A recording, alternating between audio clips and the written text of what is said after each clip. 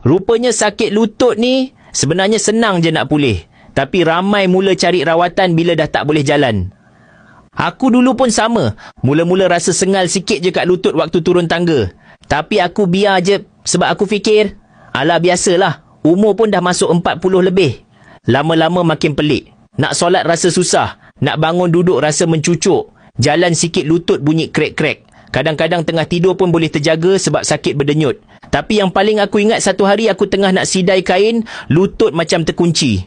Aku terduduk kat lantai dapur. Kaku.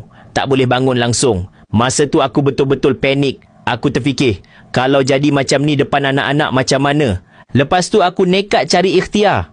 Aku tak nak terus bergantung ubat tahan sakit. Sebab aku tahu, tu bukan penyelesaian jangka panjang. Masa tengah scroll malam tu, aku terbaca pasal kunyit hidup dan halba. Dua herba ni orang dulu-dulu guna untuk masalah keradangan sendi, urat saraf dan peredaran darah yang tersekat. Aku jumpa satu produk yang gabungkan dua herba ni, nama dia Joss Lennox. Aku tak tunggu.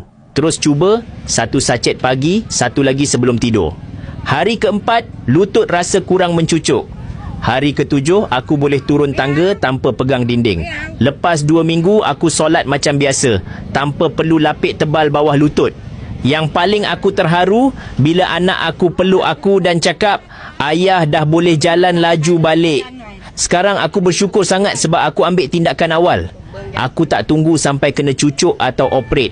Aku mula dengan ikhtiar semula jadi dulu. Kalau lutut kau pun dah mula bagi signal, tolong jangan buat tak tahu. Sakit sendi ni dia datang perlahan-lahan, tapi bila dah jadi teruk, susah nak undur. Aku letak info kat beg kuning tu, bukan suruh beli terus, tapi baca dulu, tengok sendiri. Yang penting jangan biar sakit ni makan diri dalam diam.